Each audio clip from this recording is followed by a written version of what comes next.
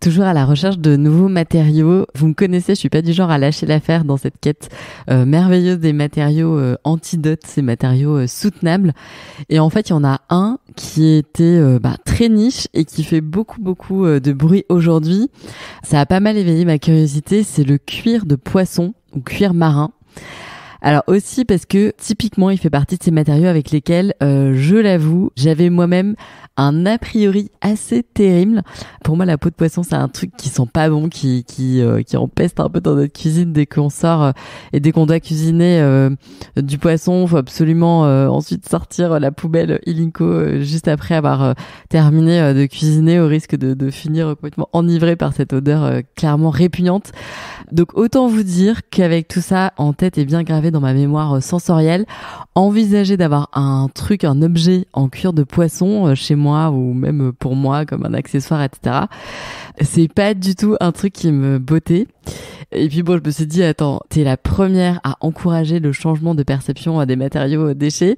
Donc c'est pas une odeur qui va venir tout saboter. Donc du coup, je peux vous dire que c'est non sans beaucoup de scepticisme et un peu de dégoût que je me suis lancée dans ces recherches sur le cuir marin.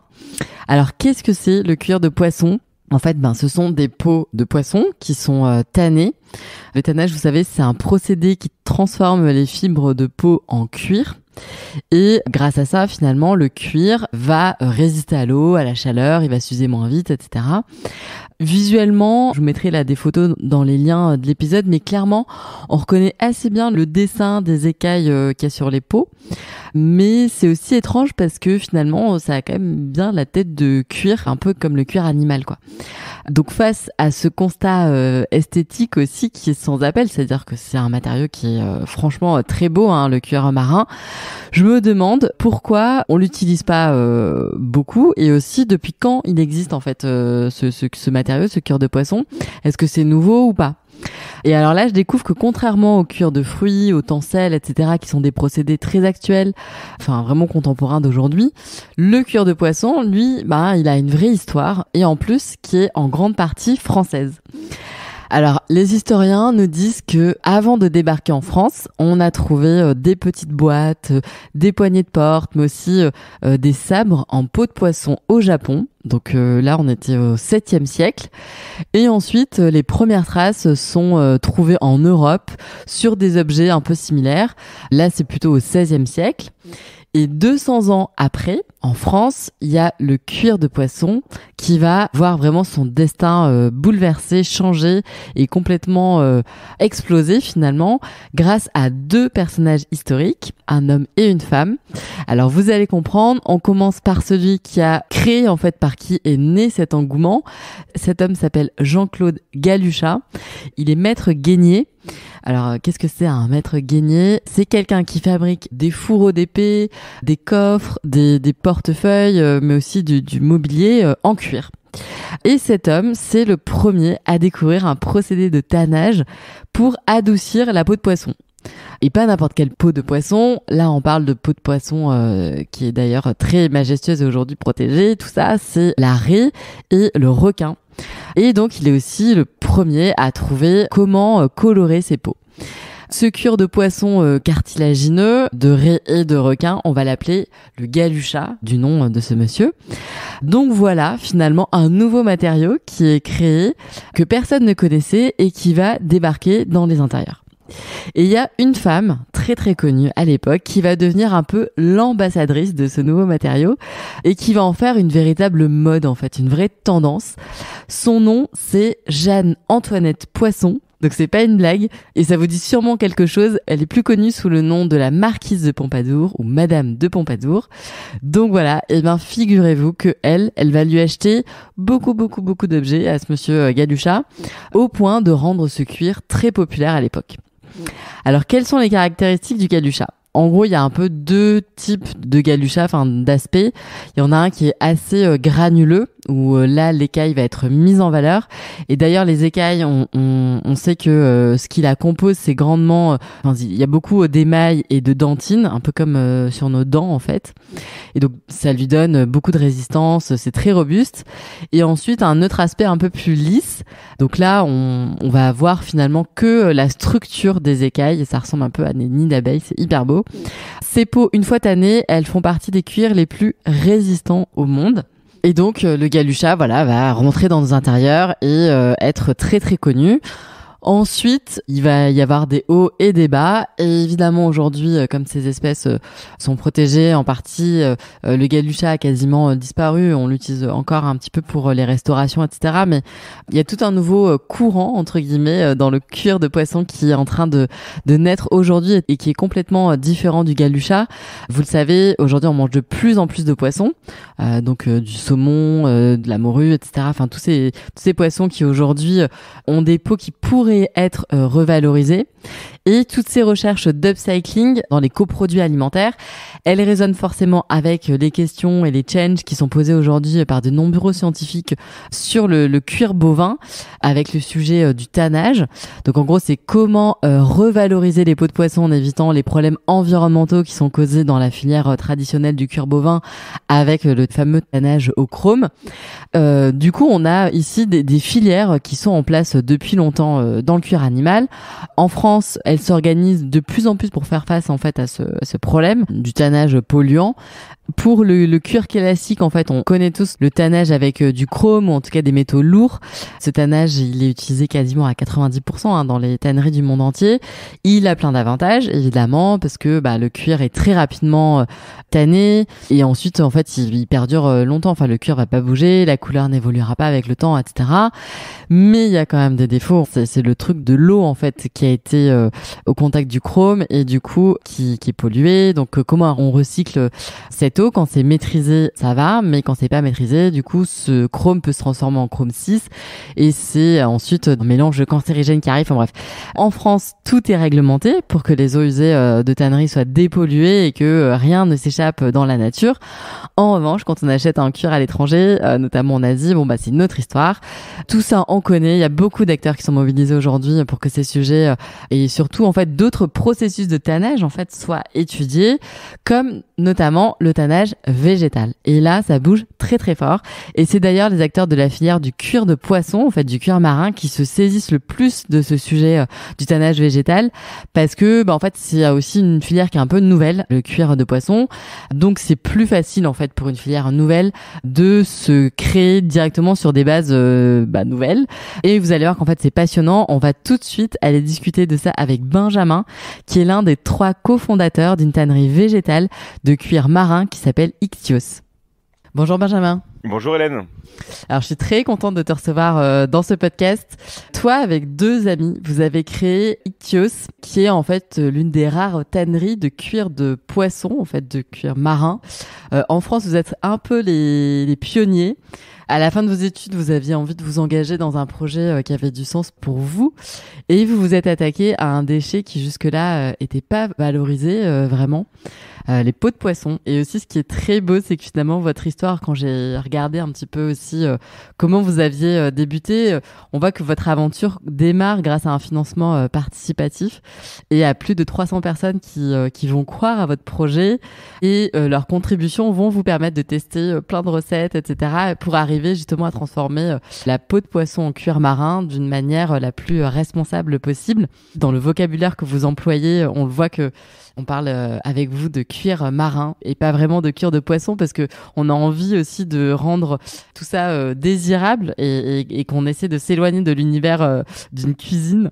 Vous n'êtes pas designer, en revanche, vous créez des peaux pour des marques. Je mettrai d'ailleurs des liens dans les notes de cet épisode pour que les auditeurs puissent aller voir en fait les photos de vos peaux, etc. Franchement, c'est hyper beau. Alors Benjamin, moi j'aimerais qu'on rentre tout de suite, tu vois, dans le cœur du sujet et que tu nous expliques comment vous travaillez en fait, d'où viennent les peaux, tu vois, que vous récupérez et aussi en quoi le fait que vous serviez aujourd'hui quelque part dans les poubelles des autres vous a permis et d'éviter à cette ressource, tu vois, qui était jusque-là non valorisée, plein d'impacts négatifs en cascade qu'on connaît pas trop nous en tant que grand public. Carrément. En fait, l'idée d'Ictios, on l'a eu au restaurant et tout part un peu de là et tout découle un peu de ça.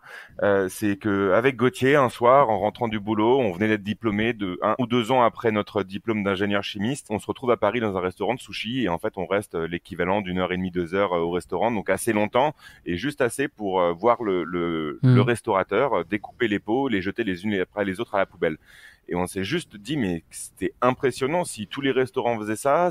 Et du coup, on a tout de suite, en fait, on est rentré en contact avec ces restaurateurs-là et on leur a proposé de récupérer quelques-unes de leurs pots pour faire des tests, pour voir ce qu'on pouvait en faire. On a très vite fait l'analogie en fait avec la viande et chaque viande que l'on consomme aujourd'hui est revalorisée en cuir, notamment le veau, la vache, etc. Pourquoi le poisson n'aurait pas le droit en fait à cette valorisation-là? Quelles peuvent être les raisons suffisamment entendables, qu'elles soient d'ordre technique, d'ordre attractivité ou je ne sais pas. En fait, on n'avait pas réussi à comprendre. Et ça a été la question la plus complexe. Pourquoi personne n'a fait ça vraiment avant en quantité et pourquoi est-ce qu'aujourd'hui, quand on va acheter un bracelet de montre, un portefeuille, on ne retrouve pas autant d'options dans les cuirs marins que dans les autres cuirs? Et ce qu'il faut savoir, et c'est ce que tu as dit, c'est que aujourd'hui, comme il n'y a pas de vraie voie de valorisation pour ces pots issus de restaurants, alors c'est pas forcément le cas pour les industriels qui eux vont travailler la peau en quantité et en fait livrer, vous savez, les saumons découpés, les saumons fumés ou alors des pavés de saumon dans certains supermarchés. Ces gens-là ont tellement de gisements que eux Ils font quoi du coup de ces pots-là? Vont avoir quelques filières et ils vont revaloriser peut-être un peu en colle, un peu en gélatine, pas mal en farine animale pour nourrir d'autres poissons, donc c'est pas super top non plus, mais bon, il y a quand même des voies de ce qu'on appelle de sous-valorisation ou de valorisation secondaire pour éviter que ça parte juste directement à la poubelle.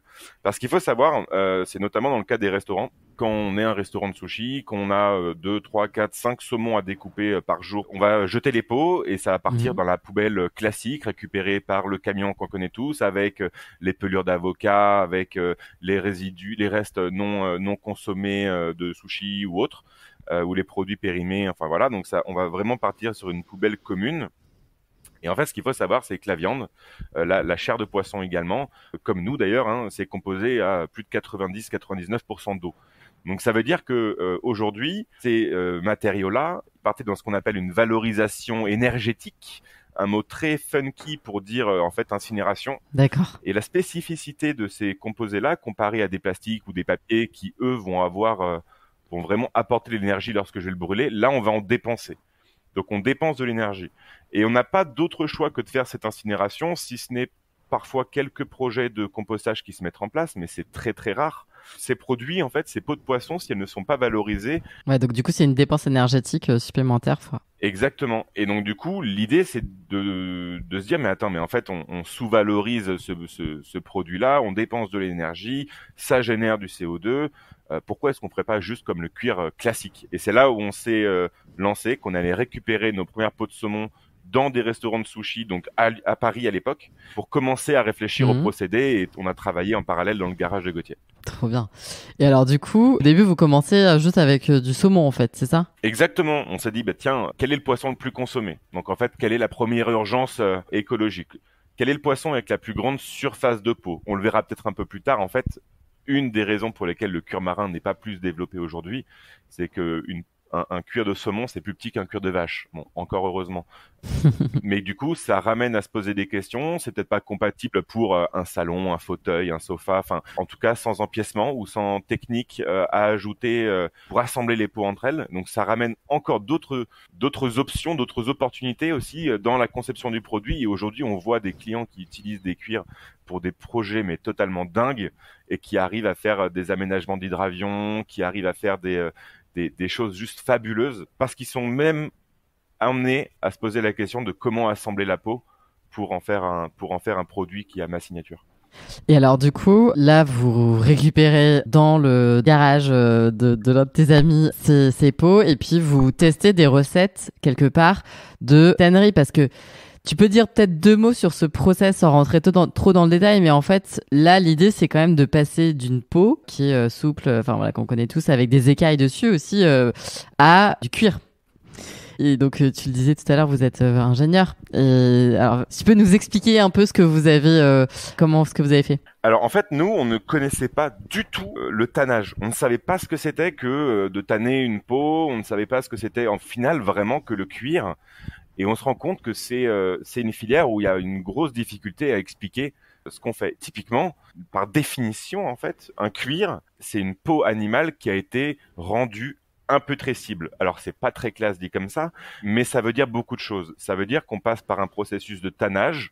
Ça veut dire qu'on parle alors je rentre un peu dans le technique, mais de fibres de collagène en fait qui constituent la peau. Et c'est ces matériaux-là qui viennent apporter à partir d'un procédé de tannage un matériau qui va avoir une très grande durée de vie. Et c'est ça qui est apprécié dans le cuir, c'est que c'est un matériau qui est issu d'une revalorisation et qui va durer extrêmement longtemps. L'idée du cuir, c'est vraiment d'avoir un matériau qui va traverser le temps. Et donc, du coup, on s'est posé cette question de comment est-ce qu'on peut faire du cuir? J'ai une peau entre les mains, maintenant il me faut quoi? Et là, on avait plusieurs options. On avait plusieurs options de type de procédé de tannage qui, en gros, visent à faire des connexions dans la peau de poisson pour la rendre durable dans le temps. Et les différentes alternatives, il y en a une première qui représente 80 à 90% de ce qui se fait dans le cuir aujourd'hui dans le monde, et c'est ce qu'on reconnaît par tannage minéral ou tannage chrome. Donc là, on va utiliser des métaux qui peuvent être aussi de l'aluminium ou du zirconium, enfin voilà, différents métaux qui ont cette faculté de extrêmement rapidement transformer une peau en cuir. On a une seconde option qui est les tannages synthétiques. Donc là, en fait, on va utiliser des composés pétrosourcés purifiés. Donc en fait, on est sur des phénols généralement. Et une troisième option qui va être d'utiliser des tannins végétaux, donc comme des racines, des feuilles, des écorces. Et en fait, c'est tout le monde végétal. C'est en fait les molécules qui servent de globules blancs pour le monde végétal ont des propriétés tannantes et antifongiques. Donc ça veut dire qu'elles ont cette capacité de transformer une peau en cuir. Et on s'est dit, mais banco, on est dans la revalorisation d'un composé qui serait jeté à la poubelle et qui est d'origine naturelle. On a différentes options de procédés. Il y en a dont une qui est facile à trouver. Donc on peut très bien aller nous-mêmes dans la forêt. Et c'est comme ça qu'on l'a fait. Et à cette époque-là, ce qu'on s'est dit, c'est qu'on allait récupérer des écorces dans la forêt et qu'on allait faire un thé à partir de ces écorces, laisser en tannage pendant plusieurs semaines et les premières fois pendant plusieurs mois. Et à la fin, voir si on arrivait à obtenir ce qu'on pouvait considérer comme un premier cuir marin. On s'est rendu compte que c'était possible. Ça veut dire que la peau, elle se transformait en cuir. Elle ne pourrissait plus, elle avait encore une petite odeur, mais elle était techniquement devenue un cuir. Après, la question, c'est de se dire comment est-ce qu'on peut améliorer ce cuir, le rendre plus souple, l'homogénéiser en termes de couleur, avoir une patine, etc. Et tout ça nous a poussé à faire de la recherche et développement, et en se rapprochant des différents, notamment fournisseurs de tannins végétaux, on a eu l'occasion de rencontrer des gens qui s'y connaissaient sur des équivalents en bovin. Et ces gens-là sont les premiers à nous avoir répondu quand on a envoyé un mail à toutes les tanneries de France pour leur demander salut, on a un petit projet, on pensait faire ça, mais on n'a pas les machines, on s'y connaît même qu'à moitié, mais on est prêt à entièrement tout réinventer. Est-ce que ça vous tente? Et là, en fait, on a essuyé un retour négatif de la part de l'ensemble de la profession, à l'exception de cette tannerie justement végétale qui nous a conseillé, nous a donné 2-3 idées. Et également, en fait, de la fédération de ces tanneries-là. Et du coup, en fait, la fédération de la tannerie, elle s'est rendue compte que ça faisait 50 ans qu'il n'y avait pas de nouvelles tanneries et que c'était une industrie qui perdait un peu de son charme progressivement de par l'opacité de son métier aujourd'hui en France. Et voilà, donc voyant arriver un projet avec des jeunes, se sont dit, attends, mais c'est génial, on ne sait pas trop si ça a marché, mais en tout cas, la démarche, elle est super intéressante. On s'y connaît un peu parce que le cuir de poisson, ça a existé depuis des centaines d'années. Mais en fait, ce qu'il faut savoir, c'est aussi que la problématique de la gestion des peaux de poisson, elle est très récente. Parce qu'en fait, c'est assez récent de consommer des peaux de poisson, notamment en France, sur l'ensemble du territoire tout au long de l'année. Donc l'idée, c'était de se dire, ce problème, il va venir que s'aggraver en fait par la facilitation du transport et donc du coup l'omniprésence des peaux de poisson et le manque de voies de valorisation. On allait du coup mettre en place une filière de valorisation et en direct depuis les restaurants. Donc en fait, vous, tous les poissons toutes les peaux que vous utilisez, c'est des peaux de poissons qui étaient destinées à la consommation alimentaire française. Aujourd'hui, il y a une quantité de cette ressource déchet qui augmente et c'est visiblement pas prêt de baisser. Et donc du coup, vous vous dites, il faut absolument qu'on évite de gaspiller cette ressource et ensuite de la voir aller être incinérée parce qu'en fait ça va polluer encore plus, etc. Donc on va essayer de la métamorphoser en la valorisant, en lui donnant finalement une valeur encore plus importante peut-être, tu vois, que un bout de saumon. Hein. Je sais pas si à la fin la peau qui était un déchet a peut-être même une valeur bien supérieure. Et tout ça en essayant de tanner de manière soutenable. C'est-à-dire que là, tu nous expliques qu'en fait, le tannage végétal, c'est des écorces d'arbres, des racines, etc. Donc c'est que des choses qui disparaissent pas en fait, qui se régénèrent en fait. Le choix du tannage végétal, il a été dans un premier temps par une raison de facilité, mais ensuite par une raison et une vraie volonté de revaloriser un maximum les ressources qui sont à disposition et que la terre régénère. C'est-à-dire que par exemple, je prends l'exemple du chrome, mais c'est aussi valable pour l'aluminium et pour d'autres. Ces composés-là, ils sont existants en quantité limitée sur Terre. Et donc, à partir du moment où on en utilise, on va l'extraire, on va l'utiliser et on est sur une ressource qui est finie en fait. L'idée, c'était plutôt de se porter dans une démarche où les intrants qui viennent et les composés qui sont nécessaires pour transformer la peau en cuir et même en fait la peau elle-même soient des ressources qui sont régénérées chaque année par la terre et que en fait on soit vraiment dans une logique d'éco-circularité, c'est-à-dire qu'on n'est pas dans la logique de consommation, consumérisme d'une ressource limitée et d'appauvrir la planète. L'idée c'est plutôt de vivre en harmonie avec justement ses contraintes et ce qu'elle est capable de régénérer. On a la chance. Qui est disponible autour de nous. Exactement. Il y a vraiment une envie d'un peu de retour aux sources aussi, qui se cache derrière ça, c'est de refaire les choses de manière sensée, plus simple, aussi assez directement, quoi. Il fallait vraiment qu'on boucle le cycle. Et puis je peux le dire, la logique d'Ichthyos d'être dans cet engagement, elle n'est pas ponctuelle. C'est pas voilà ce qu'on a fait et c'est bien. C'est vraiment une démarche de remise en question quotidienne, d'amélioration permanente, de tests permanents. Et là, typiquement, on a fait des tests de tannage au lieu d'utiliser des broyades d'écorce, de racines ou de feuilles d'arbres, de même faire des tests avec des résidus d'autres filières, comme celle du vin ou de la bière, avec les résidus des mous pour produire la bière. En fait, sont composés aussi de tanins et on pourrait aussi les utiliser pour en faire des cuirs. C'est trop bien. Et alors du coup, pour aussi peut-être balayer certaines idées reçues sur le cuir marin, parce que là, on a fait du coup ce focus sur le tannage et voilà, mais il y a aussi le fait qu'en fait, de manière générale, c'est quand même nouveau le cuir marin versus le cuir bovin dont on a vachement plus l'habitude et peut-être aussi parce qu'on a plein d'idées reçues, on se dit qu'il y a peut-être une odeur, on se dit qu'on sait pas si c'est aussi résistant parce qu'on se dit ça va être très fin, alors du coup bon tu vois voilà, et puis peut-être aussi que dans notre imaginaire la peau des bovins, tu vois, c'est pas quelque chose qu'on touche, qu'on a été amené à toucher en tout cas quand on est citadin, etc. Alors que la peau de poisson, tu vois, on en a tous déjà touché dans notre assiette. On voit, enfin, tu vois, de le laisser pendant un repas, etc. Donc, vu que ça a été peut-être aussi un peu plus proche de nous à certains moments, c'est peut-être quelque chose qui nous dégoûte un peu. Enfin, t'as mis le point sur le sujet. Et en fait, c'est là que cette appréhension s'est construite. C'est qu'on n'a jamais connu les cuirs de poisson. Enfin, moi, en tout cas, jusqu'à que je me lance dans cette aventure. J'avais jamais vu un cuir de saumon, jamais vu un cuir de truite, un cuir d'esturgeon, et donc je ne savais même pas que c'était possible. En fait, dès qu'on a fait les premiers tannages et dès qu'on a pu mieux commencer à comprendre ce qu'est vraiment le cuir, c'est là où on se rend compte que c'est particulièrement intéressant, parce que le cuir de vache ne sent pas la vache. Il ne sent pas la vache, vraiment la vache. Il sent le cuir. Et en fait, on a assimilé cette odeur au cuir, mais en fait, c'est une odeur de cuir de vache. Et en fait, il y a la même odeur qui existe pour le cuir marin. Ce serait vous mentir de dire que ça n'a pas d'odeur, et ce serait aussi mettre de côté une grosse partie du travail que l'on a réalisé. Le travail que l'on fait, il est pour vraiment, non pas seulement avec le sens du toucher, mais de faire vivre une vraie expérience, et elle se transcrit aussi par l'odeur. Et on a besoin que notre matériau sente le cuir. On a besoin que ça sente le cuir, on a besoin qu'il y ait une odeur qu'on reconnaisse, parce que ça fait partie de l'expérience.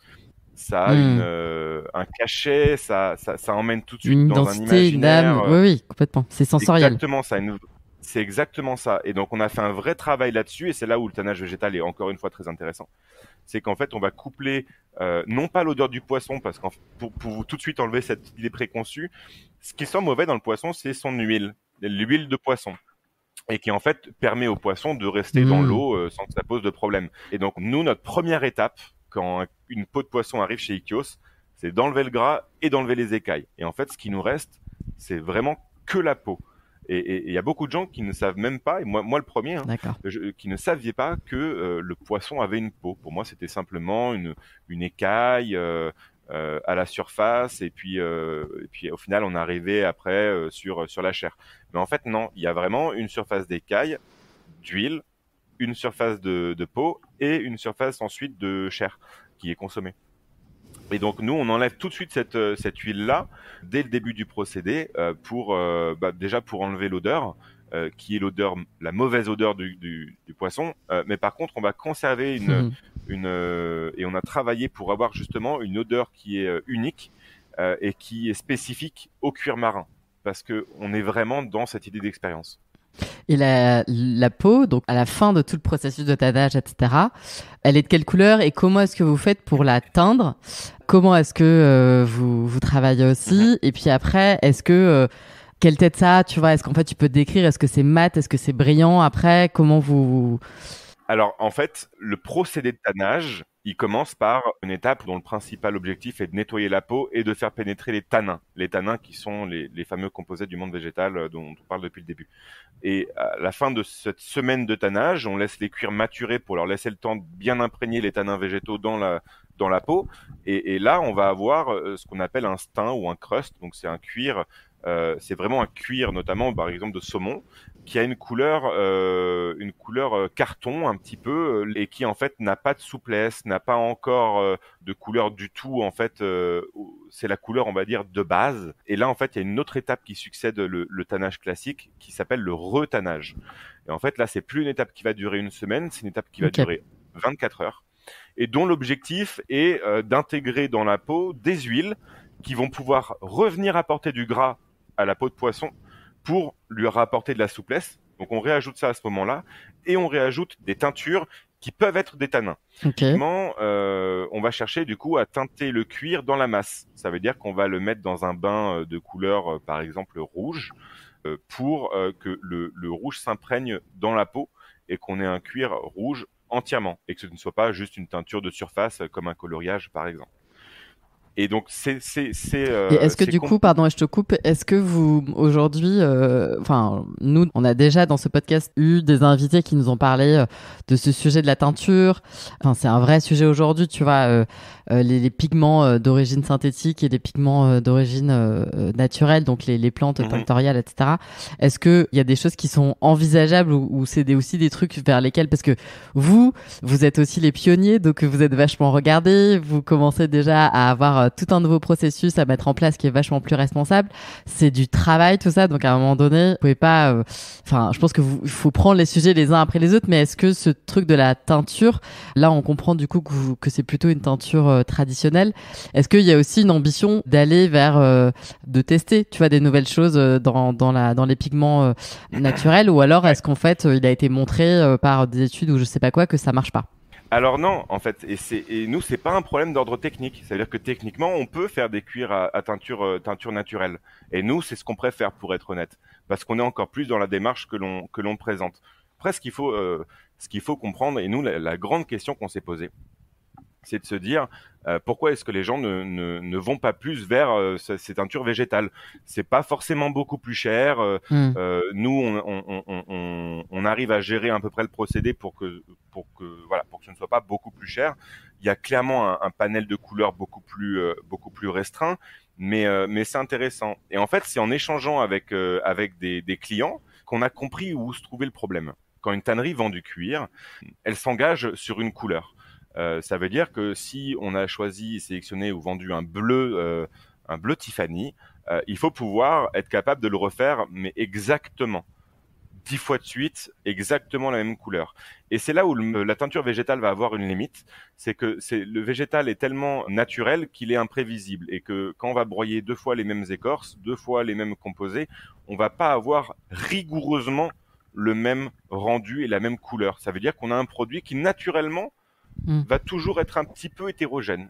Et la vraie question, c'était de se dire, mais du coup, pourquoi utiliser, enfin, quelle teinture faut-il utiliser? Comment est-ce qu'on peut faire pour répondre à ces problématiques-là? Et en fait, on s'est rendu compte juste après en faisant face à une autre problématique qui est la durée de vie de la couleur. En fin de compte, pour un grand nombre de clients et pour la promesse que nous on fait d'avoir un matériau qui va durer plusieurs dizaines d'années, cette promesse-là n'était pas compatible avec une teinture végétale. Cependant, c'est le beau moment pour annoncer que donc on a développé aujourd'hui nos gammes sur des teintures conventionnelles pour avoir la grande durée de vie et non pas un cuir dont la couleur change au bout de 6 mois et qui est très difficile à reproduire et du coup qui génère des déchets parce qu'on doit faire typiquement 2 fois ou 3 fois un bleu pour arriver à la bonne teinte. Là, on va le faire qu'une fois avec des teintures classiques. Mais surtout, le cuir, il va pouvoir être utilisé pendant 20 ans et non pas pendant 6 mois. Mais du coup, on s'est dit que c'était quand même assez frustrant de faire le choix pour les autres. Donc, on s'est dit qu'on allait quand même développer une gamme de teintures naturelles sur le Squama. Et c'est ce qu'on va dévoiler dès l'année prochaine avec 3 nouveaux coloris et qui sont du coup uniquement en tannage et en teinture végétale. Et qui du coup vont avoir ces spécificités de vivre dans le temps. Et on a développé des couleurs dont la couleur après vieillissement sera que plus belle que celle avant. C'est ça en fait, et c'est super du coup qu'on puisse aller vers cette démarche-là. Et pour finir là cet épisode, j'aimerais bien que tu nous donnes un peu des exemples d'utilisation de cuir marin, parce que ce podcast est aussi pas mal écouté par des personnes qui travaillent, qui sont décorateurs intérieurs, oui. Designers, etc. Dans la maison, est-ce que il y a aussi quelque chose qui va apparaître, je sais pas moi, des parois, on connaît le Galusha et on en a parlé au tout début là dans la partie précédente, mais peut-être que tu peux nous en dire 2 mots.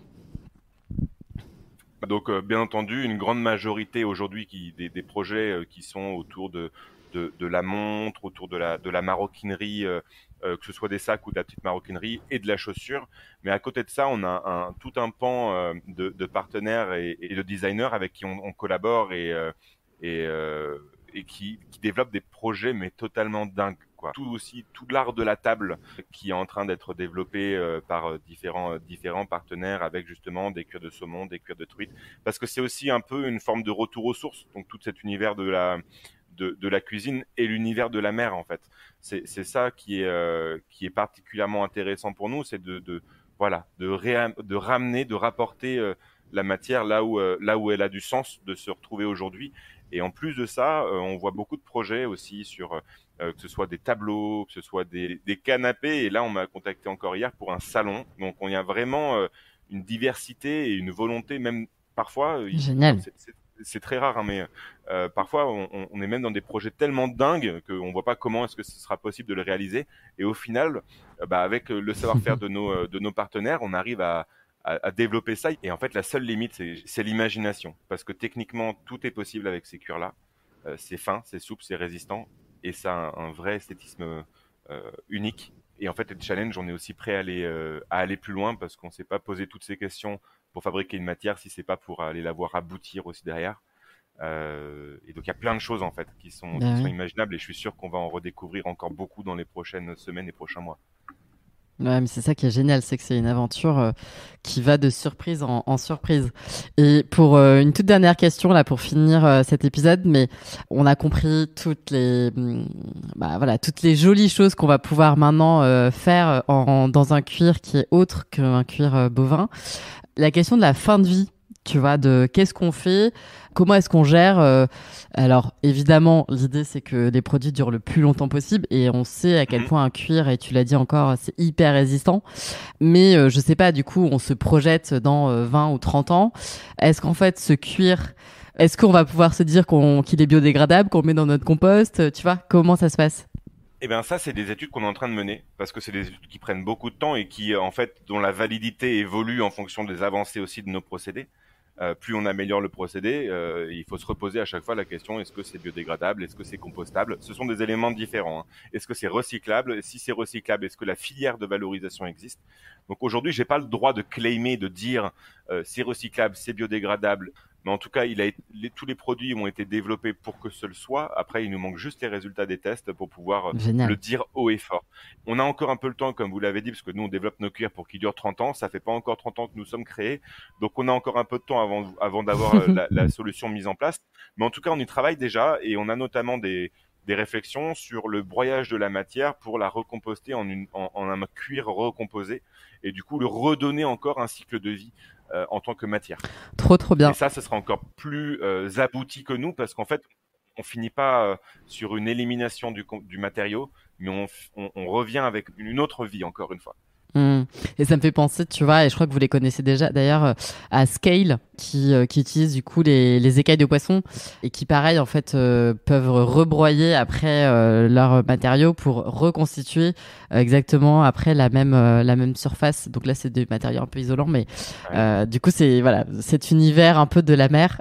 Et du coup, ce qui est génial aussi avec les produits de Scale, c'est qu'on est vraiment Scale et Ichthyos, on est très proches depuis le début. Pourquoi? Parce qu'en fait, il y a un sens déjà sur l'origine de la matière première et sur la transformation, mais également, on a du coup un matériau souple, le cuir, et un matériau rigide, le produit Scale, qui sont une alliance parfaite si on veut développer par exemple un luminaire, si on développait des produits. Et on a quelques clients qui sont un peu sur les doubles Mais produits, oui. et ce qui est super intéressant, quoi. Bah, il faut qu'on vous mette en relation avec des designers là pour que du coup enfin voilà, il y a des projets qui naissent avec vos deux matériaux. Je suis sûre qu'il y a des trucs incroyables qui peuvent être créés quoi.